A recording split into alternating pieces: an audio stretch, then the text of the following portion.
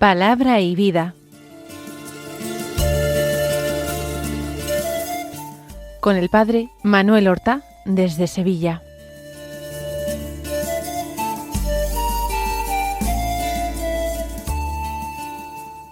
En el nombre del Padre, y del Hijo, y del Espíritu Santo.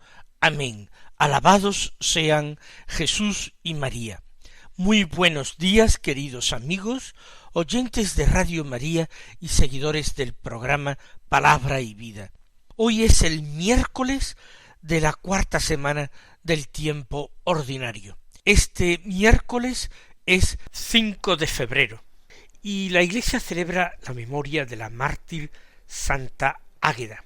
Una santa mártir, Águeda, en otras lenguas llamada más normalmente Ágata, es el mismo nombre, Ágata y Águeda, que seguramente porque tenemos gran falta de noticias históricas fidedignas, probablemente y sólo probablemente sufrió su martirio en tiempos del emperador Decio, por tanto a mitad del siglo III, el año 249, 250 o 251. Y lo que sí se sabe es que padeció el martirio en Catania, en la isla de Sicilia.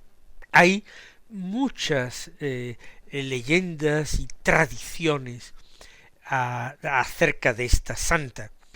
Sí se sabe que su culto se extendió por toda la Iglesia rápidamente, y es una santa mártir que con Inés y Cecilia y Anastasia y Santa Lucía, sus nombres fueron incluidos en el canon romano, lo que hoy llamamos la plegaria eucarística primera. También está muy relacionada con la súplica de los sicilianos para que el volcán, el Etna, no cause estragos en la isla. Se invoca precisamente la protección de Santa Águeda y se narran y están documentados una serie de milagros. Por ejemplo, cuando se presentó ante la lava que avanzaba un lienzo que cubría los restos de Santa Águeda y la lava se detuvo y no llegó a la ciudad de Catania. Pues vamos entonces nosotros ahora a escuchar la palabra de Dios que se proclama en la liturgia de la misa del día. Y hoy vamos a volver a tomar la primera lectura. Recuerden, estamos escuchando desde hace ya varias semanas, es la cuarta semana que venimos escuchando la importantísima carta a los hebreos, mientras que en el Evangelio hacemos lectura continua del Evangelio según San Marcos. De la carta a los hebreos tomamos capítulo 12, versículos 4 al 7 y versículos 11 al 15, que dicen así: Hermanos, todavía no habéis llegado a la sangre en vuestra pelea contra el pecado, y habéis olvidado la exhortación paternal que os dieron. Hijo mío, no rechaces la corrección del Señor, ni te desanimes por su reprensión, porque el Señor reprende a los que ama y castiga a sus hijos preferidos. Soportáis la prueba para vuestra corrección, porque Dios os trata como a hijos. Pues ¿qué padre no corrige a sus hijos? Ninguna corrección resulta agradable en el momento, sino que duele, pero luego produce fruto apacible de justicia a los ejercitados en ella. Por eso, fortaleced las manos débiles, robusteced las rodillas vacilantes y caminad por una senda llana. Así el pie cojo no se retuerce, sino que se cura. Buscad la paz con todos y la santificación, sin la cual nadie verá al Señor. Procurad que nadie se quede sin la gracia de Dios, y que ninguna raíz amarga rebrote y haga daño, contaminando a muchos. Comienza el texto que hemos escuchado con una afirmación. Es una constatación de la realidad. Todavía no habéis llegado a la sangre en vuestra pelea contra el pecado. ¿Qué quiere decir esto? Estamos dando por supuesto que la carta se dirige a grupos de judíos que se han convertido al cristianismo, y por su contenido fuertemente cultural, hablando del sacrificio de Cristo y del sacerdocio de Cristo, puede ser que estos judíos conversos sean nada más y nada menos que algunos sacerdotes que servían en el templo de Jerusalén. Lo cierto es que se han comenzado ya a desatar las persecuciones contra los que abrazan esta nueva fe que considera a Jesús de Nazaret como el Mesías anunciado por las Escrituras y enviado por Dios para la salvación de su pueblo Israel y a través de su pueblo de Israel para la salvación de todos los hombres. Hay ya persecuciones.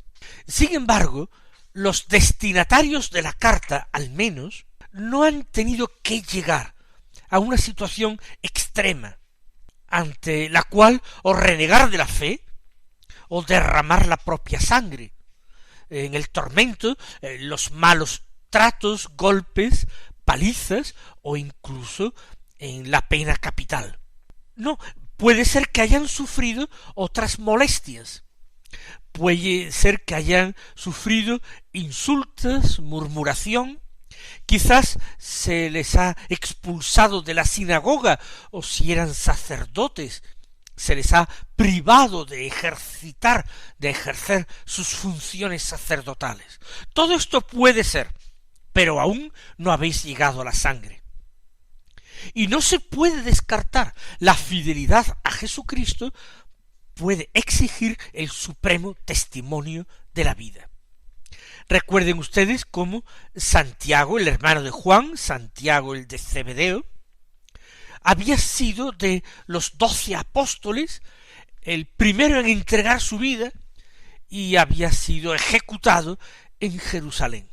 Ese mismo destino, la muerte violenta, el derramamiento de la propia sangre, la entrega de la vida por fidelidad a Jesucristo y a su Evangelio, lo irán sufriendo sucesivamente todos los apóstoles, quizás menos Juan el de Zebedeo, pero todos los demás también, y tantos cristianos, unos que procedían del judaísmo, otros que procedían de la gentilidad.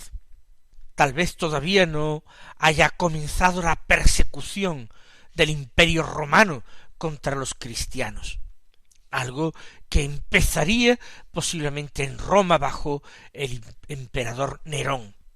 Pero ya se está persiguiendo a los cristianos, y esto no tiene que escandalizar a quienes sufren la persecución. El Señor murió en la cruz, derramando toda su sangre hasta la última gota, y el discípulo no es más que su maestro.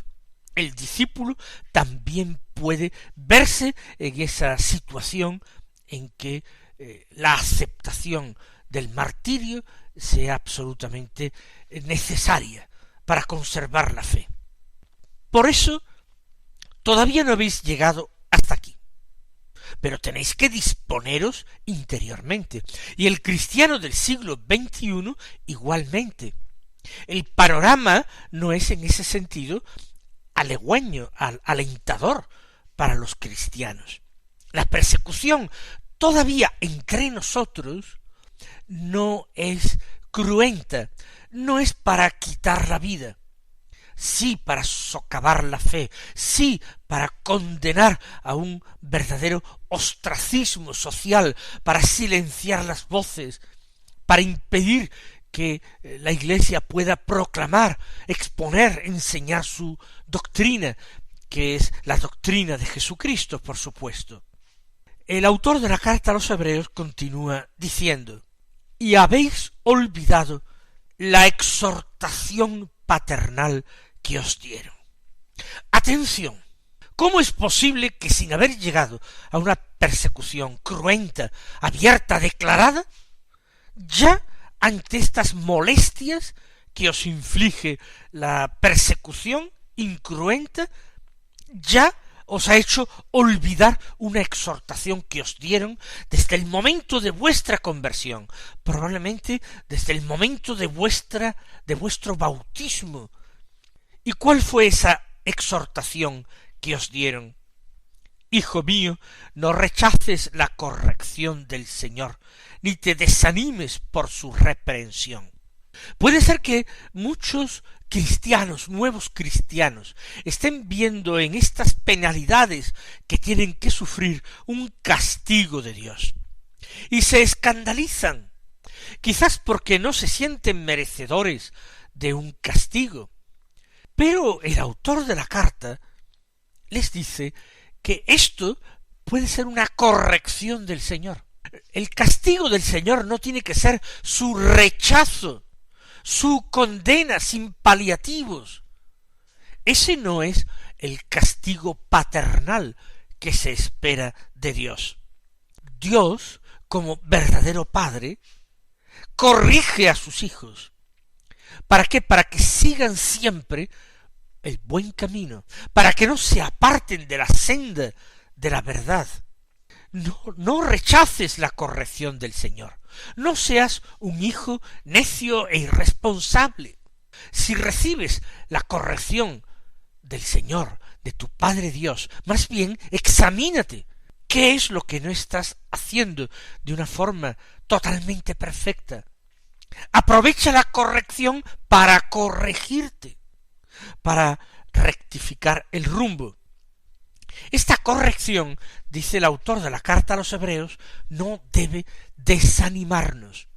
La corrección de Dios no expresa, lo acabo de decir antes, su rechazo. No es su rechazo lo que manifiesta el castigo de Dios, manifiesta su amor, el deseo de vernos totalmente configurados con su Hijo Jesucristo, el deseo que Él tiene de que seamos santos, es decir, de que lleguemos a la perfección en el amor. No rechaces la corrección del Señor, no te desanimes por su reprensión, jamás. Ante la persecución no hay que desanimarse. Ante las ofensas contra los cristianos, ante el intento de desalojarlos de cualquier esfera de influencia en la sociedad, no hay que desanimarse, pero ni siquiera cuando nos acontecen cosas que nos resultan desagradables, dolorosas, y pensamos que es castigo por nuestros pecados. Pues no importa que sea castigo por nuestros pecados, pero lo que sí es cierto es que no es castigo del rechazo de Dios, sino un recordatorio de la importancia que en nuestras vidas tiene la penitencia voluntariamente aceptada.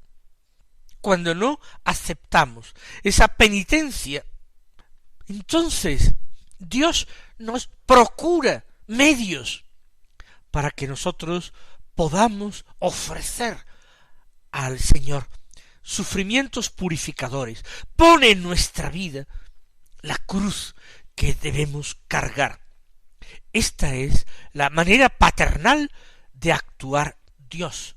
No te desanimes por su reprensión, porque el Señor reprende a los que ama y castiga a sus hijos preferidos. Esto dice el autor de la carta a los Hebreos, y me parece una expresión magnífica y conseguida. Cuánta polémica se produce a veces entre nosotros acerca de esto, que si Dios castiga, que si Dios no castiga porque ama. Todo padre o madre sabe que ha tenido alguna vez que castigar a sus hijos, a los que amaba. Y si no lo ha hecho, poco amor les ha demostrado, poco amor les ha tenido en realidad. Si no los ha castigado y reñido, reprendido.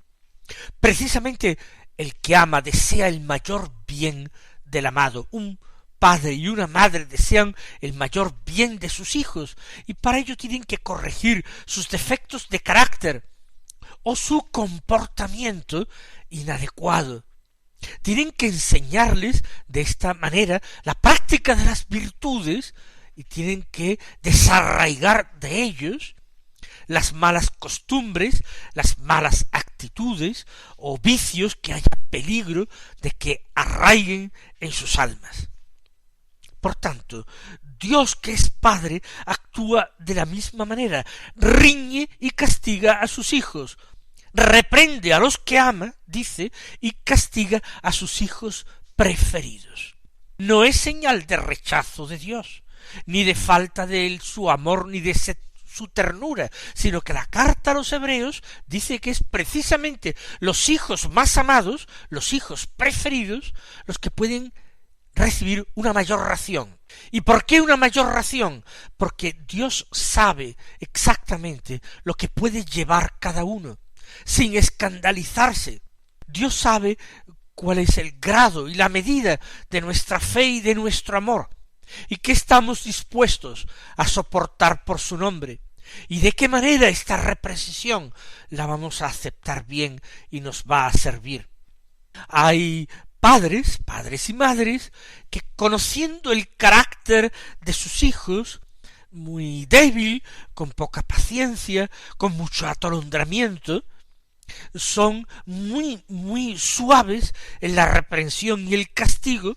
¿Por qué? Porque temen que sus hijos no van a aprender la lección que ellos están tratando de inculcarles, sino que más bien a estos hijos les van a llevar a una abierta rebeldía, a una exasperación que en absoluto va a ser para su bien. Por eso moderan el castigo y la reprensión, no porque las faltas sean muy leves o no necesiten esta reprensión, sino ante la previsión de que no la van a recibir bien y por tanto no la van a aprovechar. Mientras que si tienen la certeza de que se va a grabar más profundamente en el corazón de sus hijos las virtudes que quieren inculcar, o van a quedar más perfectamente desarraigados los defectos o vicios que quieren apartar de ellos, entonces pueden regañar con más fuerza o castigar con más energía, si prevén que sus hijos van a terminar comprendiendo el motivo, aceptando la justicia y la razón de esa reprensión y de ese castigo. Dios también castiga a sus hijos preferidos, que saben que acogerán de una manera sensata y virtuosa su castigo. Continúa enseñando esta carta. Soportáis la prueba para vuestra corrección, porque Dios os trata como a hijos. Estas pruebas, que son también las persecuciones del mundo, están permitidas por Dios, porque Dios se vale de todo, todo aprovecha a los elegidos de Dios, todo sirve para los predestinados por Dios a la vida, a la gloria, a la felicidad eterna. Todo aprovecha, todo sirve. Qué infinita es la providencia divina, qué hondo su amor, qué grandísima su sabiduría, porque todo está previsto, todo está calculado. Verdaderamente estamos en manos del Señor, y en ellas tenemos que sentirnos confortados y seguros. En ellas, en las manos poderosas de Dios, tenemos que descargar nuestro agobio y nuestras aprehensiones. Él dirige nuestra vida por un sendero que conoce bien y sabe que el término de este camino es el mismo y será el encuentro definitivo en la bienaventuranza. Soportáis la prueba para vuestra corrección, afirma el autor de la carta, porque Dios os trata como a hijos. Esta es la noticia consoladora, este es el Evangelio, la buena noticia encerrada en este texto de la carta a los hebreos, que Dios os trata como a hijos, porque os quiere como a hijos, porque no permitirá que os perdáis. Pues añade el texto, ¿qué padre no corrige a sus hijos? Ha dejado para el final de esta argumentación lo que yo he dicho desde el principio para que lo comprendierais mejor. ¿Qué padre no corrige a sus hijos? Un buen padre ciertamente lo hace.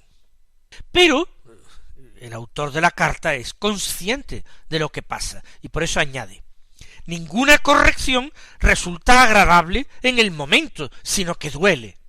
Claro, si no, no sería un castigo, si no, no sería una reprensión, que nos hablen con cierta aspereza, con dureza, evidentemente molesta o duele. En el momento de recibirla a nadie le gusta, pero luego produce fruto apacible de justicia a los ejercitados en ella. En el primer momento es de rechazo, pero luego hay que ser sensatos y dar gracias a Dios por la manera en que Él tiene de tratarnos. Por eso, y utiliza palabras de la Escritura para exhortar, fortaleced las manos débiles, robusteced las rodillas vacilantes, caminad por una senda llana. Es decir, creced en fortaleza, creced en discernimiento, creced en caridad, penetración de las cosas. No seáis débiles, no seáis niños en la fe, tenéis que ser adultos en la fe y alimentaros con el pan de los fuertes, no con la leche de las criaturas. Robusteced las rodillas vacilantes. Así el pie cojo no se retuerce, sino que se cura. La debilidad que hay no se va a enquistar, no se va a poner peor todavía, sino que se cura. Y las últimas exhortaciones nos invitan a buscar la paz y la concordia con el prójimo. Buscad la paz con todos y la santificación sin la cual nadie verá al Señor. Y procurad que nadie se quede sin la gracia de Dios, y que ninguna raíz amarga rebrote y haga daño contaminando a muchos. Esas raíces amargas que pueden quedar todavía del castigo saludable, pero si no se han extirpado del todo, procurar al menos que no rebrote y haga daño. Mis queridos hermanos, que el Señor os colme de sus bendiciones y hasta mañana si Dios quiere.